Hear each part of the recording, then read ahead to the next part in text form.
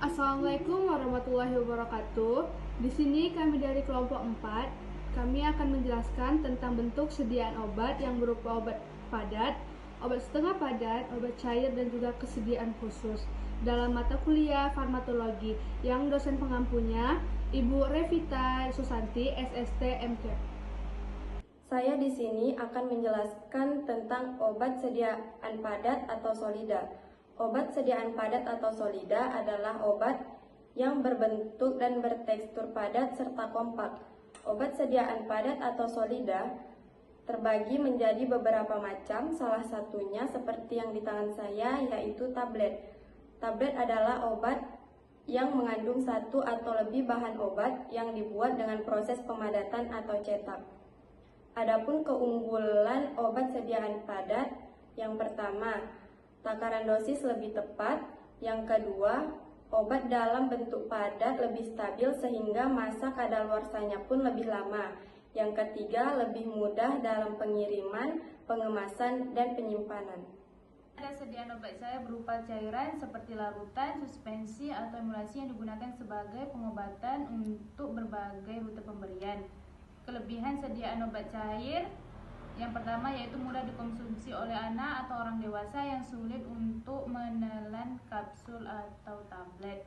Yang kedua berupa dosis yang tepat atau fleksibel. Yang ketiga mudah diserap oleh tubuh atau dibandingkan oleh kesediaan obat padat. Salah satu contoh obat sediaan cair yaitu ada sucralfate untuk pengobatan pencernaan dan lambung seperti tukak lambung dan mah. Inhaler hidung merupakan obat yang digunakan dihirup melalui hidung. Cara penggunaannya seperti berikut. Yang pertama, buka tutup inhaler, kemudian hirup inhaler dalam-dalam, dan kemudian tutup dan disimpan di tempat yang kering suhu kamar atau di tempat AC-nya.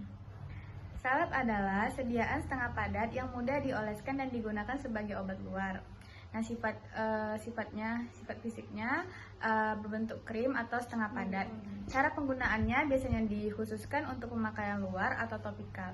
Nah, yang pertama, buka tutup salep, lalu ambil salep atau krim secukupnya, lalu oleskan ke bagian yang dibutuhkan.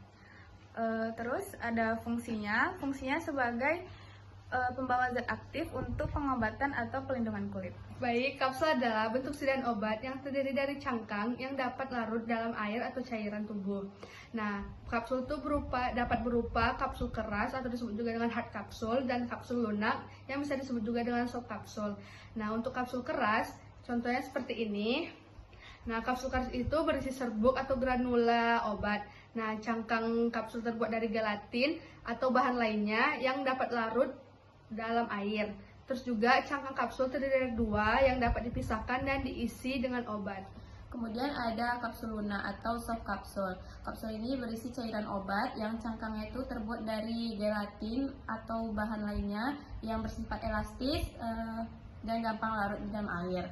Kemudian cangkang kapsul biasanya tidak terpisah dan diisi dengan cairan obat dengan cara disuntikkan dan kemudian kapsulnya dikunci dan ditutup. Kemudian ini contoh kapsul lunak.